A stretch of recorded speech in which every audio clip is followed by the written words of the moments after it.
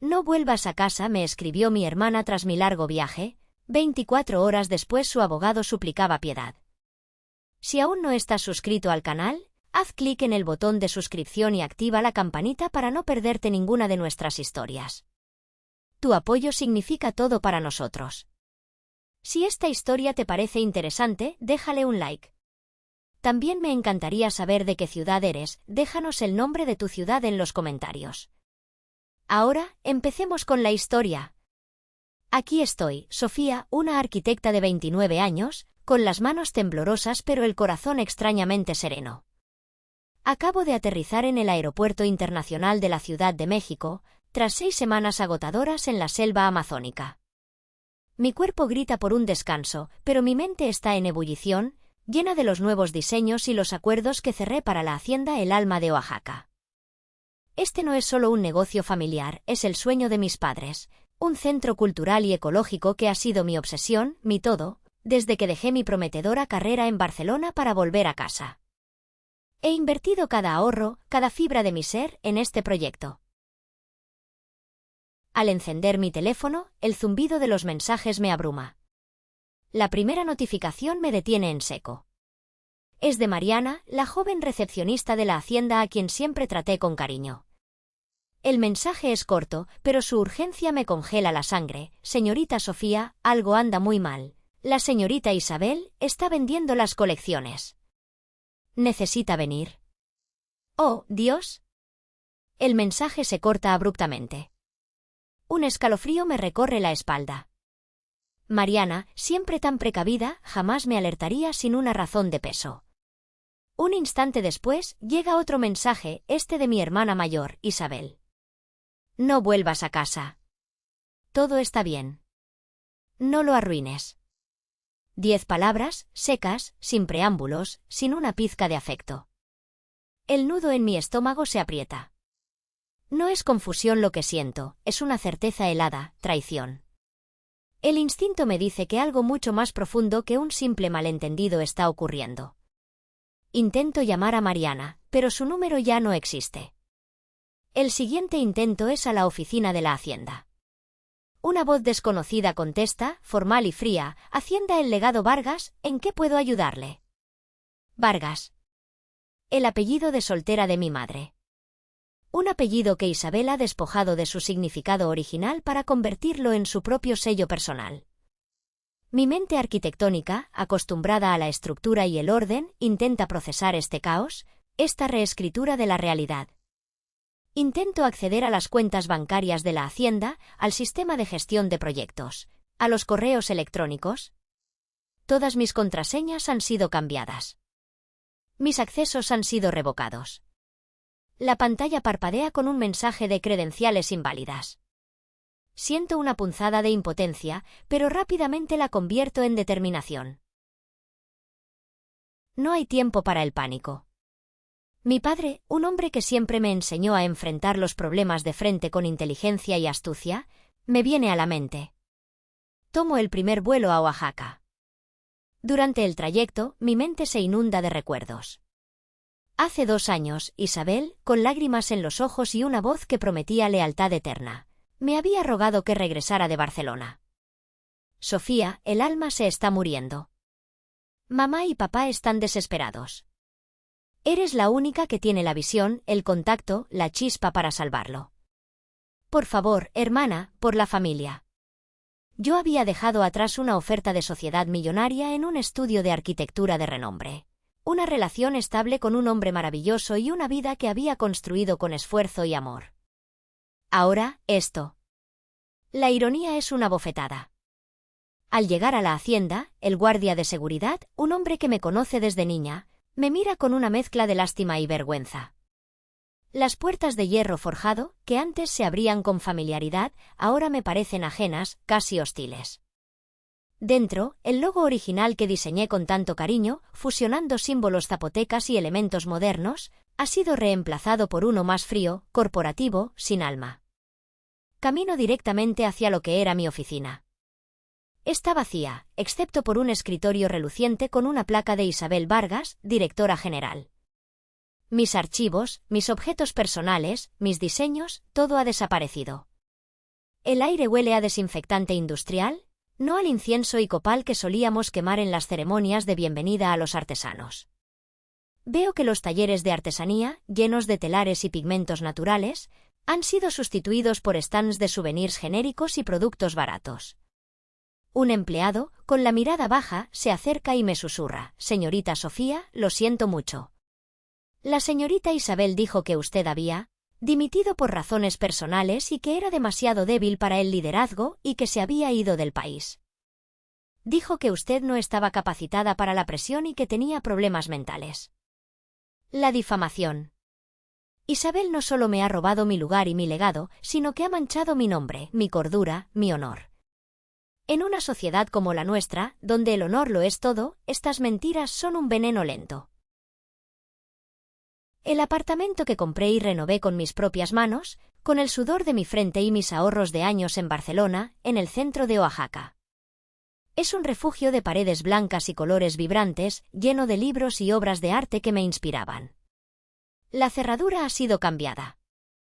El administrador del edificio, un hombre mayor y amable con el que siempre tuve una buena relación, me informa con pesar, sus ojos esquivando los míos: «Señorita Sofía, su hermana dijo que usted se mudó al extranjero de forma permanente.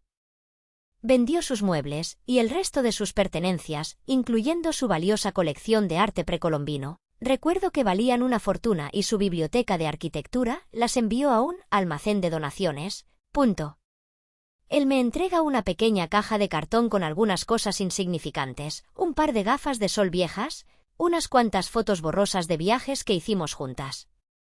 La sensación de vacío se convierte en una asfixia brutal. No solo me ha despojado de mi trabajo, sino de mi hogar, de mis recuerdos tangibles, de una parte intrínseca de mi identidad. Intento contactar a mis amigos y colegas cercanos.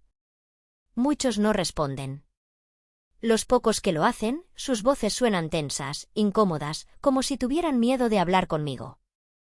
Mi amiga de la infancia, Andrea, finalmente me llama, su voz temblorosa, casi un susurro: «Sofía, Isabel ha estado diciendo cosas terribles, que tuviste una crisis nerviosa por el estrés, que robaste fondos de un proyecto comunitario y que por eso desapareciste. Que eres inestable y que te fuiste con un inversionista extranjero, abandonando el proyecto y a tu familia». La difamación de mi nombre, de mi reputación, de mi moral, es aún más dolorosa que el robo material. En una sociedad como la nuestra, donde el honor y la familia lo son todo, estas mentiras son un veneno lento que busca aniquilarte. No hay lágrimas. Solo una calma inquietante, una fría determinación que me sorprende a mí misma. Me refugio en un motel barato en las afueras de la ciudad, el único lugar donde puedo tener un momento de paz sin que nadie me reconozca ni me juzgue. Abro mi vieja laptop personal. Empiezo a buscar entre mis archivos guardados, fotos, correos electrónicos antiguos, documentos de inversión, planos detallados de la hacienda, contratos con artesanos, todo lo que he acumulado durante años. No busco venganza, busco la verdad y la justicia. La historia que Isabel ha reescrito necesita ser corregida, desmantelada pieza por pieza. Mi mente arquitectónica, acostumbrada a la estructura, los detalles y la precisión de los cálculos, se activa con una claridad brutal. Encuentro un rastro de transacciones sospechosas. Isabel, utilizando mi firma falsificada, lo sé ahora con una certeza escalofriante, había solicitado préstamos millonarios en nombre de El Alma de Oaxaca para un proyecto de expansión urgente en la Amazonía, precisamente el lugar donde yo había estado trabajando sin descanso. Sin embargo, el dinero, que ascendía a casi $2 millones, no llegó a los proyectos comunitarios. Fue desviado a una cuenta offshore de una empresa fantasma registrada en un paraíso fiscal. Esto no es solo un robo de activos familiares, es un fraude masivo, una telaraña criminal que se extiende más allá de mi comprensión inicial. Recuerdo una conversación con mi madre hace unos meses. Había mencionado un poder notarial simple que Isabel le había hecho firmar antes de mi viaje, supuestamente para simplificar trámites y asegurar el futuro de la hacienda. Mi madre, delicada de salud y dependiente de la hacienda para su costoso tratamiento médico, había confiado ciegamente en Isabel, su hija mayor. Siento una rabia ardiente al pensar en la vulnerabilidad de mi madre y la crueldad despiadada de mi hermana. Es un nivel de traición que va más allá de lo imaginable. La mañana siguiente, sin haber dormido un solo minuto, me contacté con Ricardo, un abogado joven y brillante que conocí en un congreso sobre derecho empresarial y responsabilidad social. Ricardo es hijo de don Ernesto, un viejo amigo y socio de mi padre, quien, según me había enterado después, también fue estafado por Isabel en el pasado, pero lo mantuvo en secreto para proteger a la familia. Ricardo había crecido admirando el trabajo y la integridad de mi padre, y por extensión, la mía. Sabía que él me creería y que compartiría mi indignación. Sofía, me dice Ricardo por teléfono, su voz calmada pero con una firmeza que me tranquiliza, sabía que este día llegaría. Mi padre me lo advirtió, Isabel siempre ha sido una víbora. Tengo información que te será muy útil. Envía todo lo que tengas, cada documento, cada sospecha. Le envío todos los documentos y hallazgos que he reunido, una maraña de números y fechas que solo mi mente puede descifrar. Ricardo confirma la falsificación del poder notarial. No es un error, es una falsificación experta, diseñada para darle a Isabel control total sobre la hacienda y las finanzas, incluso para venderla a sus anchas. Mientras Ricardo y yo trabajamos contrarreloj, la información fluye sin cesar. De pronto, recibo una llamada de un número desconocido. Es doña Elena, la contadora de confianza de nuestra familia desde hace 40 años. Doña Elena fue leal a mis padres y había comenzado a sospechar de Isabel desde hace meses, cuando sus acciones se volvieron cada vez más erráticas y poco éticas. Por miedo a ser despedida y por una lealtad ciega a la familia que la había mantenido por décadas, había guardado silencio. Pero su conciencia ya no la dejaba en paz. Su voz era un susurro que apenas podía escuchar. Señorita Sofía, doña Elena apenas podía hablar, no puedo más. Isabel me ha obligado a maquillar los libros. Tengo copias de los verdaderos recibos, de transferencias a cuentas secretas de Isabel y... Duda, luego decide, su voz se quiebra, también grabé algunas de sus conversaciones. Algunas con ella y con el señor Rodrigo. Lo hice por miedo, por si algún día me obligaba a hacer algo realmente ilegal. Mi corazón da un vuelco. Doña Elena se ha convertido en una pieza clave, una informante interna que tiene grabaciones de Isabel y de Rodrigo, el director de Corporativo Elite, la empresa que Isabel planea utilizar para devorar la hacienda. Ricardo, con la información de doña Elena, me revela un descubrimiento devastador. Isabel no solo había desviado los préstamos, sino que había retirado una cantidad exorbitante de dinero, casi $500,000 de la cuenta de seguro médico de mi madre, argumentando emergencias de hacienda inexistentes, y había dejado a mi madre sin cobertura para un tratamiento vital que requería. Isabel había convencido a mi madre de firmar documentos en blanco, bajo el pretexto de trámites del seguro, aprovechándose de su frágil salud y su bondad. Esta es la gota que colma el vaso. La ira me consume, una furia gélida, pero la mantengo controlada, enfocada, como la punta de un bisturí. Con el corazón de acero, llamo a Isabel. Ella contesta, su voz llena de condescendencia, como si estuviera hablando con una niña caprichosa. Vaya, la pródiga regresó. ¿Ya te aburriste de tú, aventura? Mi voz es tranquila, pero cargada de una amenaza silenciosa que apenas logra contener mi furia. Isabel, sé lo que hiciste con el seguro médico de mamá. Sé lo de los préstamos. Sé lo del poder notarial falso. Lo sé todo. Tengo las pruebas. Isabel se ríe, una risa fría y cruel que me eriza la piel. Ay, Sofía, siempre tan dramática. ¿Quién te lo dijo? ¿La vieja Elena? Ella ya no está en sus cabales. Nadie te va a creer. ¿Qué vas a hacer? ¿Denunciar a tu propia hermana? Vas a arruinar el nombre de la familia. Nos hundiremos todos. Cuelgo el teléfono. La calma que siento es aterradora. Ella dice que arruinaré el nombre de la familia. Pero ella ya lo hizo, lo pisoteó, lo vendió al mejor postor. Ahora, solo me queda limpiar el desastre y restaurar el honor de mi padre y el legado de El Alma de Oaxaca. Ricardo y yo, con la invaluable ayuda de doña Elena, trazamos un plan meticuloso. Sabíamos que Isabel había convocado una junta extraordinaria de la junta directiva para cerrar la venta de la Hacienda a Corporativo Elite antes de que la verdad saliera a la luz. La prisa de Isabel era nuestra ventaja.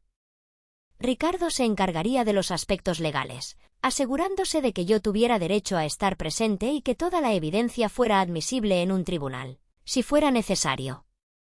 Doña Elena, por su parte, se encargaría de filtrar la noticia de la Junta a algunos miembros clave de la comunidad de artesanos y a la prensa local, sin mencionar el verdadero motivo, solo para asegurar que hubiera testigos y que la verdad tuviera un eco más amplio, una caja de resonancia pública. A las 9:45 de la mañana llego a la hacienda. No soy la Sofía asustada e ingenua de hace 24 horas. Visto un traje impecable pero sobrio, un tono de gris que refleja mi determinación inquebrantable. Mi mirada es de acero. Paso por la entrada principal, esta vez no hay guardia que me detenga. Solo miradas de curiosidad y expectación de los pocos empleados presentes, algunos de ellos con ojos llorosos. El aire está cargado de una tensión silenciosa, casi eléctrica.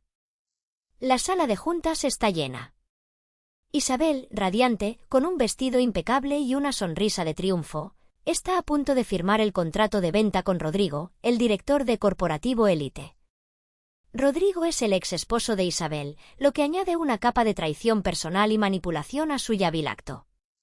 Su rostro es una máscara de codicia.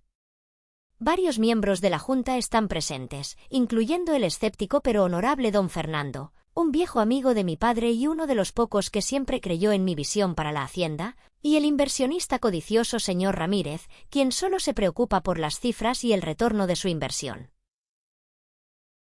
Cuando Isabel se prepara para estampar su firma en el contrato, abro la puerta de par en par. El fuerte crujido de la madera interrumpe el silencio. La sala se congela. Isabel deja caer la pluma con un tintineo que resuena en el aire. Rodrigo se pone pálido, como si hubiera visto un fantasma. Sofía Isabel Sisea, su voz apenas un hilo, llegaste tarde a tu propia ejecución. Le sonrío fríamente, una sonrisa que no llega a mis ojos. No, Isabel. Llego justo a tiempo para la tuya. Con una calma que me asombra a mí misma, camino directamente hacia el proyector. Nadie se atreve a detenerme. Ni los asesores legales de Isabel ni los miembros de la Junta. Mi presencia impone un silencio absoluto. Conecto mi USB y proyecto un vídeo compilado por Ricardo. Este vídeo, elaborado con las grabaciones de Doña Elena y las imágenes de las cámaras de seguridad que instalé hace 6 meses, supuestamente para supervisar la calidad de la construcción y proteger los valiosos activos de la hacienda, pero que solo yo sabía de su existencia, es devastador. En la pantalla, se ve a Isabel instruyendo a sus secuaces para que falsifiquen mi firma en documentos cruciales. Se ve a Isabel y Rodrigo discutiendo con detalle el plan de destruir las áreas de conservación cultural y ambiental de la hacienda para construir un complejo de lujo impersonal. Se escucha a Isabel riéndose con desprecio de la ingenuidad de mi madre al firmar documentos en blanco, diciendo que el dinero del seguro de mamá les ayudaría a vivir como reyes. Se ve la cruel forma en que Isabel despidió a Mariana, riéndose de sus lágrimas de desesperación. Cada segundo del vídeo es un golpe para Isabel. Justo después del vídeo, doña Elena entra a la sala, sus manos temblorosas pero su mirada firme. Trae consigo un disco duro y una pila de documentos. Entre lágrimas, con una voz que apenas puede contener la emoción, cuenta cómo Isabel la obligó a maquillar los libros, a desviar fondos, a traicionar años de lealtad.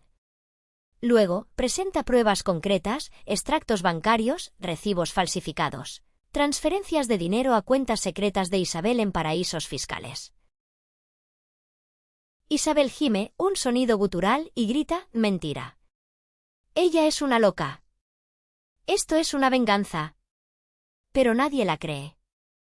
Rodrigo intenta cubrir a Isabel, balbuceando excusas, pero Ricardo, con su preparación impecable, se adelanta y presenta documentos que vinculan directamente a Rodrigo y a su corporación con el fraude, el lavado de dinero y la conspiración. Don Fernando se levanta de su asiento, sus ojos, antes llenos de escepticismo, ahora rojos de decepción y dolor. Isabel dice, su voz apenas un hilo, has destruido todo. El legado de tus padres. El nombre de nuestra familia. El alma de esta hacienda. El señor Ramírez, el inversionista, al ver que la balanza se inclina irrevocablemente, se apresura a declarar: yo retiro cualquier transacción con Corporativo Élite. Apoyo a Sofía y la hacienda El Alma de Oaxaca. La votación para vender la hacienda es unánime, 0 votos a favor, todos en contra.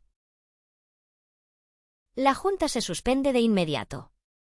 Las autoridades, a quienes Ricardo había alertado y estaban esperando en la hacienda, entran y comienzan a reunir pruebas. Isabel y Rodrigo son esposados y escoltados fuera de la sala en un silencio sepulcral, sus rostros desfigurados por la humillación y el terror. Isabel me mira con una mezcla de odio y desesperación antes de desaparecer por el pasillo. Isabel y Rodrigo son procesados por fraude, falsificación, malversación de fondos y conspiración criminal. Las pruebas son irrefutables, contundentes. Isabel es condenada a prisión y enfrenta la ruina financiera y social total. Corporativo Élite es investigado a fondo, sus contratos anulados, su reputación hecha añicos. La justicia, finalmente, ha prevalecido. La noticia de lo ocurrido se extiende como un reguero de pólvora por todo Oaxaca, luego por el país entero. Al principio, conmoción, incredulidad, luego indignación y, finalmente, un apoyo abrumador hacia mí. La comunidad de artesanos y la gente local organizan ceremonias pequeñas para honrarme a mí y a El Alma de Oaxaca.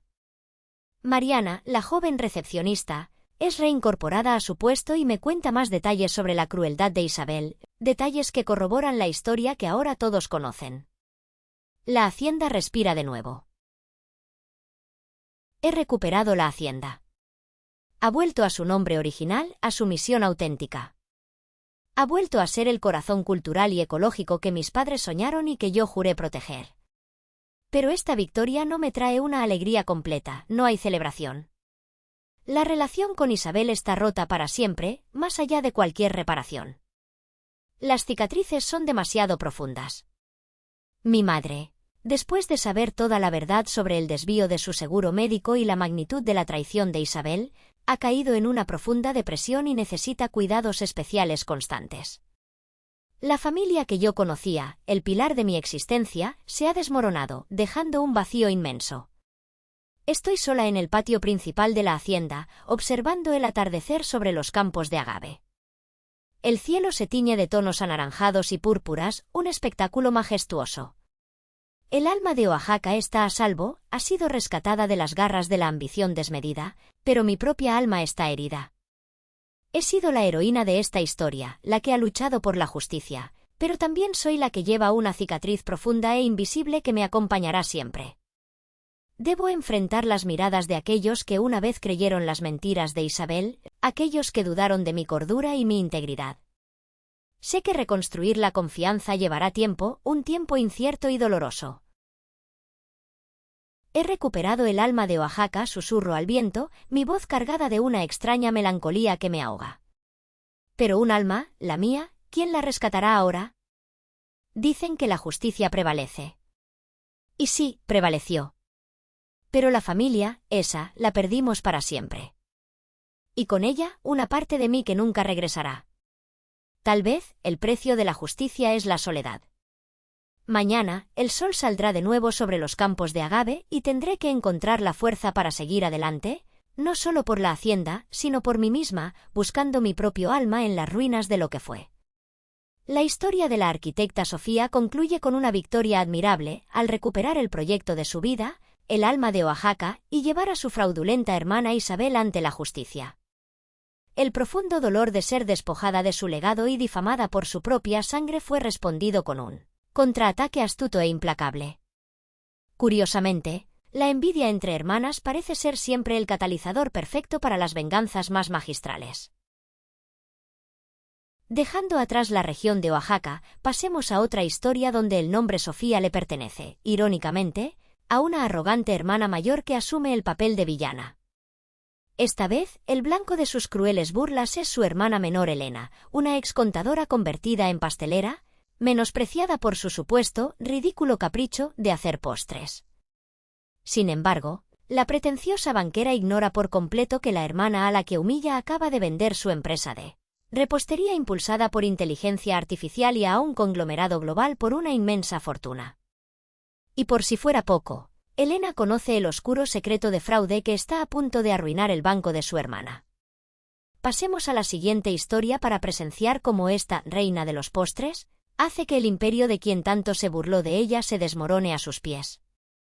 Mi hermana se rió de mi pastelería, un capricho ridículo. Ahora soy la reina de los postres y su imperio se desmorona a mis pies. Si aún no estás suscrito al canal, haz clic en el botón de suscripción y activa la campanita para no perderte ninguna de nuestras historias. Tu apoyo significa todo para nosotros.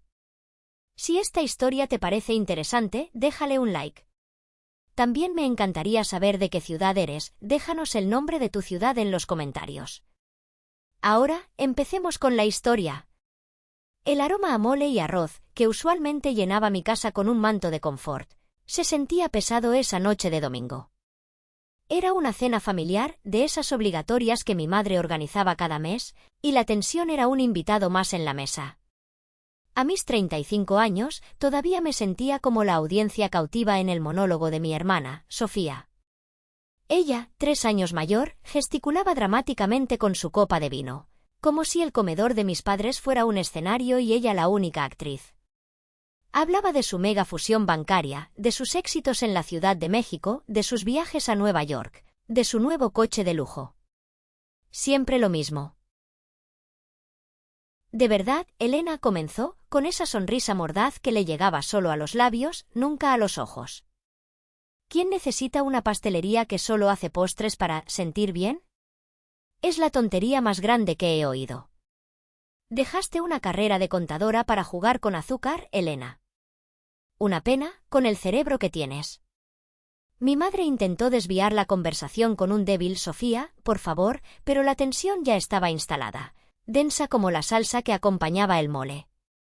Mi padre se removía incómodo en su silla, sin saber dónde mirar, un espectador más en esta obra familiar. Yo, con una calma que sé que desquiciaba a Sofía, me limité a empujar un trozo de chile relleno en mi plato. La comida, que mi madre había preparado con tanto esmero, se sentía fría en mi boca, sin sabor. Corazón dulce es más que postres, Sofía, respondí, mi voz baja pero firme, cortando el aire enrarecido. Es una conexión.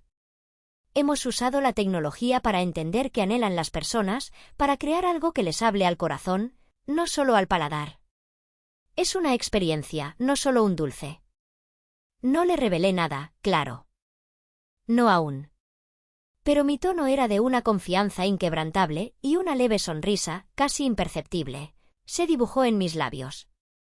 Solo yo, y ahora ustedes, saben lo que esa sonrisa escondía, la noticia que, al día siguiente, sacudiría los cimientos de su mundo. En mi mente, el contrato estaba fresco, las cifras aún vibraban. Hoy mismo, a primera hora de la mañana, había cerrado la venta de mi empresa, Corazón Dulce, a un conglomerado global de alimentos por una cifra astronómica.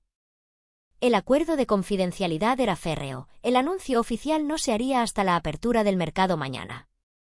Y sí, el monto de esa venta superaba con creces el valor de mercado del banco donde Sofía se creía la dueña del mundo. La ironía era tan dulce como mis mejores postres. Sofía, ajena a todo, siguió con su monólogo, regodeándose en su éxito. Tú, Elena, podrías haber sido alguien importante, como yo. Con tu título en contabilidad, podrías estar en Wall Street, manejando millones, no en una cocina. Es que no te entiendo. Tuviste las mejores calificaciones, eras la promesa de la familia. Yo la escuchaba mientras pensaba en mi cocina, que era, en realidad, una instalación de I+D de última generación, con decenas de ingenieros de alimentos y científicos de datos trabajando incansablemente. Sofía, por supuesto, nunca se molestó en visitar. Para ella, seguía siendo mi hobby de niña caprichosa. ¿Cómo va esa fusión, Sofía? Escuché que la diligencia de vida se está poniendo un poco complicada, ¿no? Solté la pregunta, aparentemente inocente, mientras mi tenedor jugueteaba con el arroz. La sonrisa de Sofía se quebró, un ligero temblor en sus labios, una sombra cruzando sus ojos. Y es que yo sabía más de lo que ella imaginaba. mucho más. Mis años como contadora forense en mis inicios me habían enseñado a leer entre líneas, a encontrar las verdades ocultas en los números. No solo vi los números de su banco, mi antiguo equipo de contacto en el conglomerado comprador, a quienes ellos mismos me habían buscado por mi experiencia previa en fusiones y adquisiciones complejas, me había proporcionado un informe interno. Este informe detallaba las vulnerabilidades de mercado de los bancos competidores, incluyendo rumores muy específicos sobre la firma con la que Sofía intentaba fusionarse, una empresa con deudas masivas y ocultas tras estructuras financieras tan complejas que solo un experto en auditoría forense podría desentrañar. Mi pregunta no era casualidad, era una estocada precisa, un golpe calculado. Un flashback se apoderó de mí y regresé a la cocina de mi abuela Rosa, cuando yo era solo una niña de 10 años. Ella, con sus manos expertas y su rostro arrugado por la risa y el tiempo, era una panadera magistral, la mejor de nuestro pueblo en Michoacán. Me enseñó a hornear, a sentir la masa entre los dedos, a entender la química de cada ingrediente. Pero más allá de las recetas, me enseñó a escuchar a la gente, a entender sus necesidades más profundas, a encontrar la dulzura incluso en los momentos amargos. Los postres, Elena me decía con sus manos cubiertas de harina, no son solo harina y azúcar.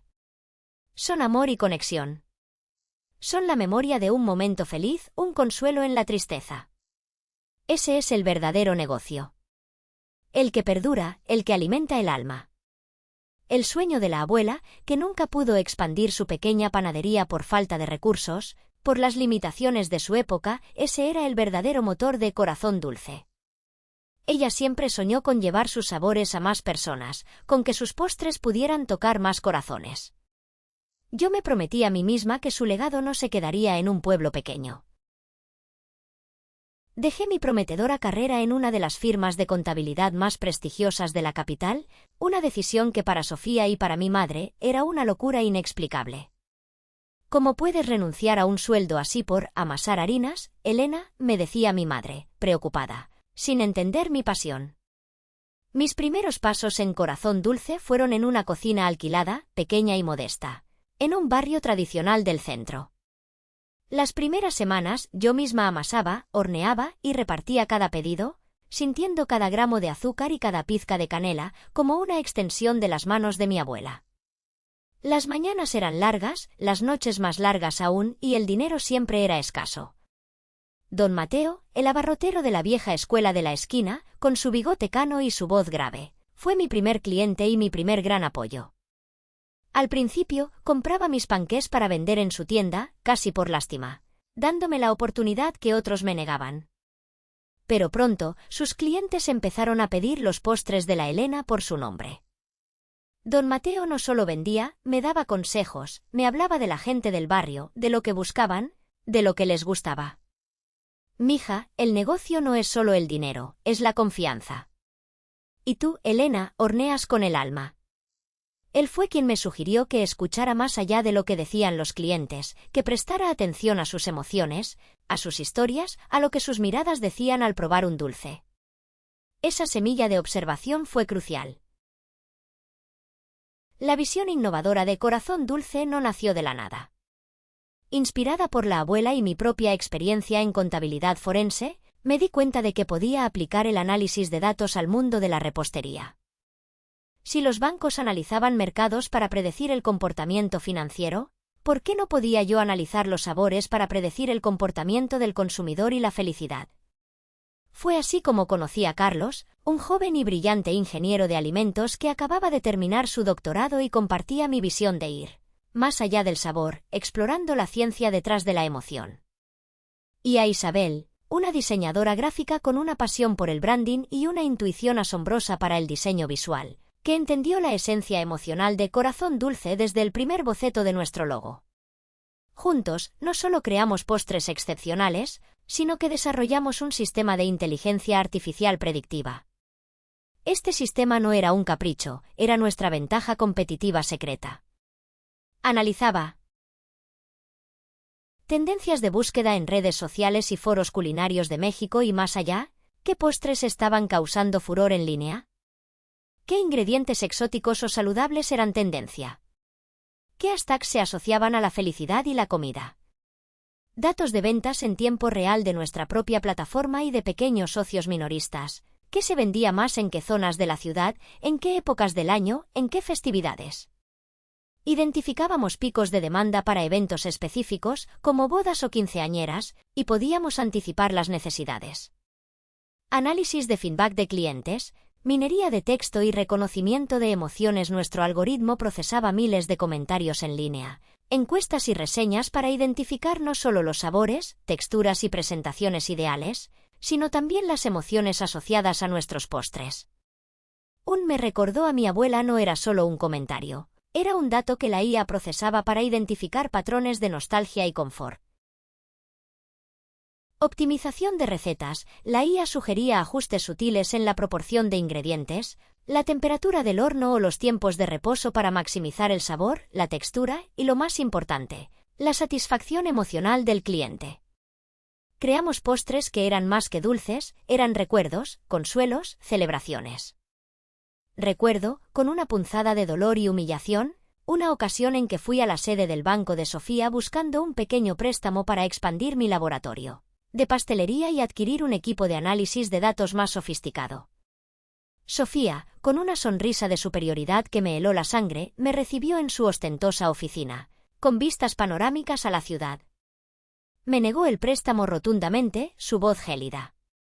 Elena, esto no es un negocio. Es un capricho. Un pasatiempo costoso. ¿En serio crees que unos pasteles van a cambiar el mundo?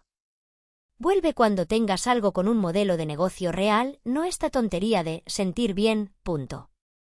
Pero mientras ella hablaba, mi ojo entrenado de contadora forense, el mismo que ella despreciaba, notó algo más: la desorganización interna en su departamento de préstamos, pequeños errores de gestión en los sistemas, un aire de burocracia y un leve nerviosismo en sus propios gestos. No fue solo un rechazo, sino una señal de la fragilidad subyacente del sistema en el que Sofía creía ciegamente y que ella misma estaba intentando parchear. En ese momento, juré que nunca más dependería de ella ni de su mundo corporativo. Si mi negocio tenía éxito, sería por mis propios medios, por mi visión y por el trabajo de mi equipo. Corazón Dulce se expandió discretamente, probando nuevos mercados con nuestra IA, adaptando nuestros productos a los gustos locales, y ganando una base de clientes leales que valoraban la personalización y la calidad emotiva de nuestros postres. Nuestro modelo de negocio era tan eficiente y nuestro crecimiento tan orgánico que pasó desapercibido para los grandes jugadores de la industria alimentaria hasta que fue demasiado tarde. Habíamos reinventado la pastelería, no solo como un arte, sino como una ciencia y una forma de conexión humana. Conduje mi viejo Volkswagen Bocho de regreso a mi modesto apartamento. El fiel compañero de mis inicios, con sus asientos un poco gastados y su motor ruidoso, me recordaba cada paso del camino, cada sacrificio, cada noche sin dormir. Sentía una calma profunda, la de una estratega que ha ejecutado un plan a la perfección y que está a punto de presenciar su culminación. Pensé en mi abuela, sentí su presencia, su orgullo envolviéndome como un abrazo cálido. El teléfono vibró en el asiento del copiloto. Era un mensaje de Carlos: todo listo, jefa.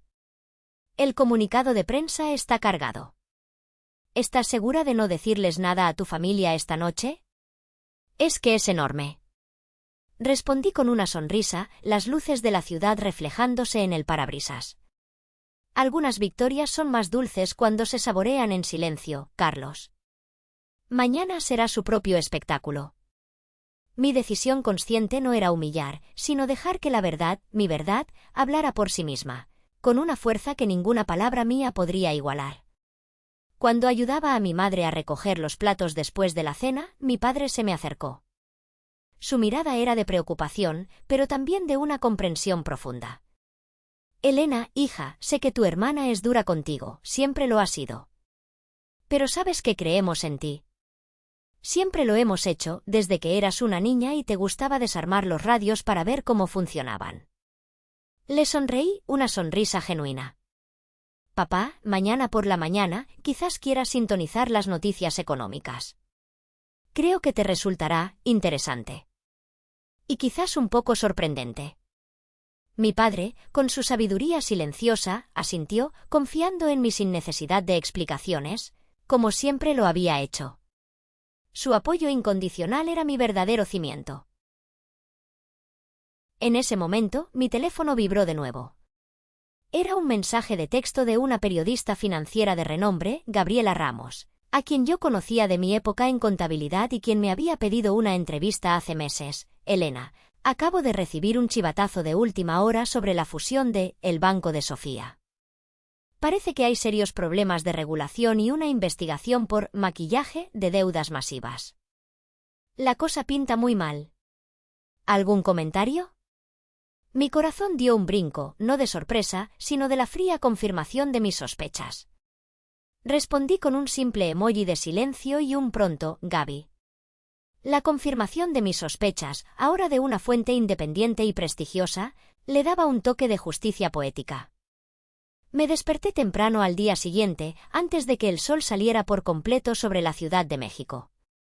El amanecer, con sus luces parpadeantes sobre la inmensidad de la urbe, parecía diferente, cargado de una energía inusual. Mi teléfono comenzó a sonar sin cesar. Era una avalancha de notificaciones, de solicitudes de entrevistas de medios financieros de todo el mundo. La bandeja de entrada se inundó de correos de periodistas, analistas, inversores. El comunicado de prensa ya había sido enviado. A las 8 de la mañana en punto, encendí la televisión. Y ahí estaba, mi rostro, mi nombre en negritas, y el titular que destellaba en cada canal de noticias económicas: conglomerado global adquiere, Corazón Dulce, por cantidad récord, la revolución de los postres impulsada por IA. La noticia era la historia principal del día. Mi teléfono explotó. Primero, mi madre, Elena. ¿Es esto real? Por Dios. Llámame ahora mismo. Luego, mi padre, lo sabía. ¡Qué orgullo, mi niña! Siempre creí en ti. El silencio de Sofía fue la respuesta más ruidosa, más elocuente. No había ni un mensaje, ni una llamada. Llegué a la oficina de Corazón Dulce, que zumbaba con una energía eléctrica. Gritos de alegría, abrazos, lágrimas de emoción. Mis ingenieros, desarrolladores, el equipo de Isabel, todos los que apostaron por una visión arriesgada y por mí, ahora eran millonarios. Recordé la lealtad y la creencia mutua que construimos desde cero. Era una victoria para todos nosotros, el resultado de años de trabajo silencioso y apasionado. Mi asistente, una joven brillante y eficiente llamada Andrea, se acercó a mi oficina, con una expresión de perplejidad. Señorita Elena, el Banco de Inversión, Valle de México, el Banco de Sofía, ha estado llamando sin parar.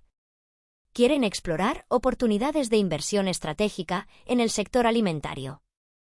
Dicen que es urgente. Una sonrisa, no de malicia sino de justicia poética, se dibujó en mi rostro. Andrea, diles que, como parte del conglomerado global, ya no buscamos socios bancarios externos para inversiones estratégicas de esa magnitud.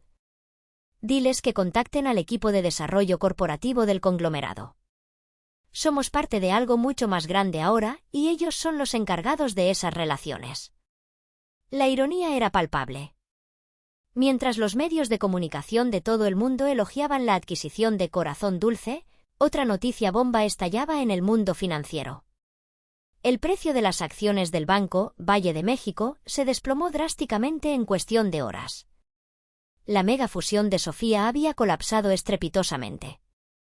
La empresa que intentaban absorber estaba sumergida en deudas fraudulentas, y la revisión regulatoria que yo había anticipado había expuesto el engaño. Los titulares hablaban de desastre financiero, fraude corporativo y posibles cambios inminentes en la dirección. Sofía, la que se creía la dueña del mundo, ahora era el centro de un escándalo financiero. A la hora del almuerzo, mi madre apareció en la oficina, con los ojos hinchados y el rostro surcado de lágrimas. Su voz apenas era un susurro. ¿Por qué no nos dijiste nada, mi niña? ¿Estábamos tan preocupados por ti? Creímos que era un capricho, un sueño imposible, que te ibas a quedar en la ruina. Perdónanos, por favor, por dudar. La abracé suavemente. Mamá, no hay nada de qué preocuparse. Nunca lo hubo. Pensaron que era un hobby, un capricho.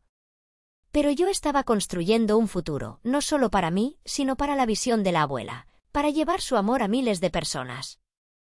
Le di un tour a mi madre por las nuevas instalaciones de Corazón Dulce en la Ciudad de México, que ahora ocupaban un piso completo en un edificio de vanguardia.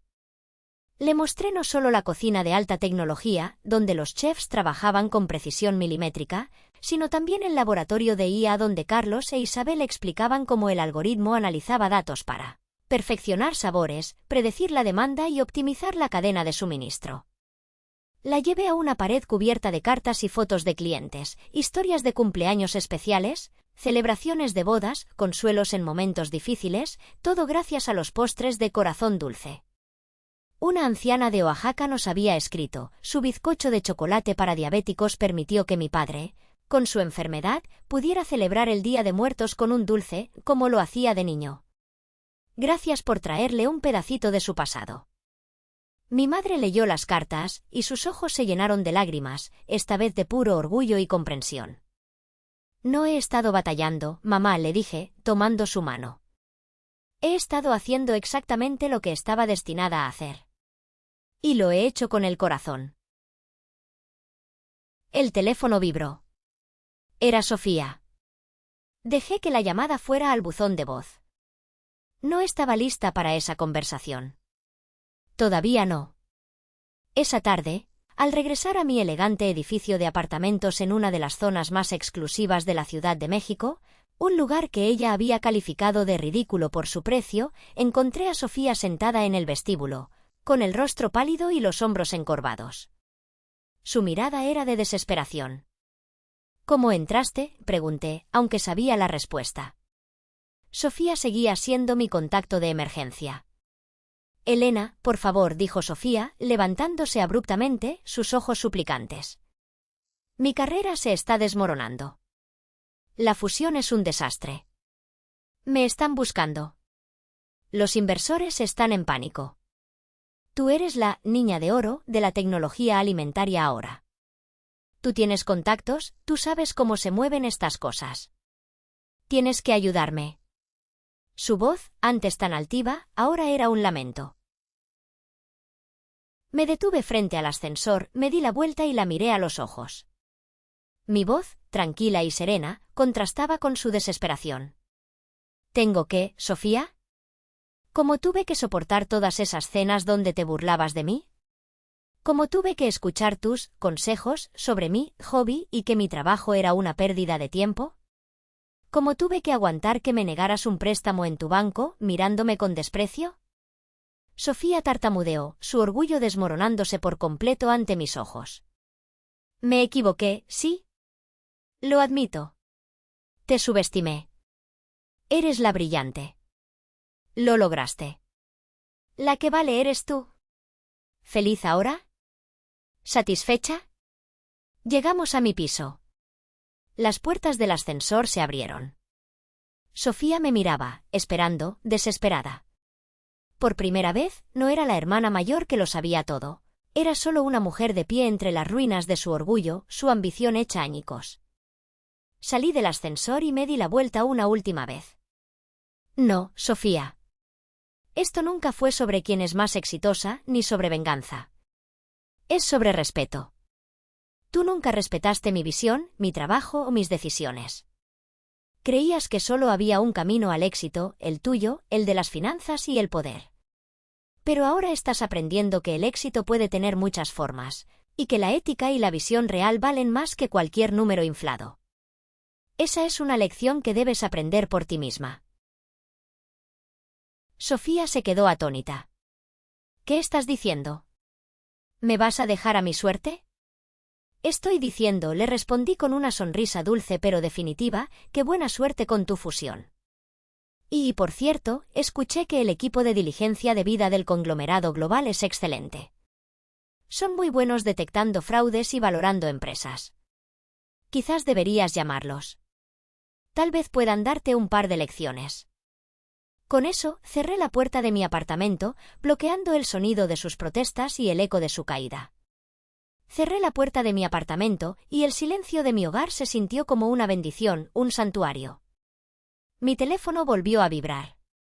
Los titulares de todo el mundo me proclamaban: la multimillonaria hecha a sí misma más joven en el sector alimentario, la revolucionaria de la pastelería, la genio de la IA que endulzó al mundo. Invitaciones para conferencias, ofertas de libros, solicitudes para unirme a juntas directivas de empresas tecnológicas, todo llegaba sin parar. Pero el mensaje que más me conmovió no era de un periodista, ni de un inversor, sino de una mujer en un pequeño pueblo de Oaxaca.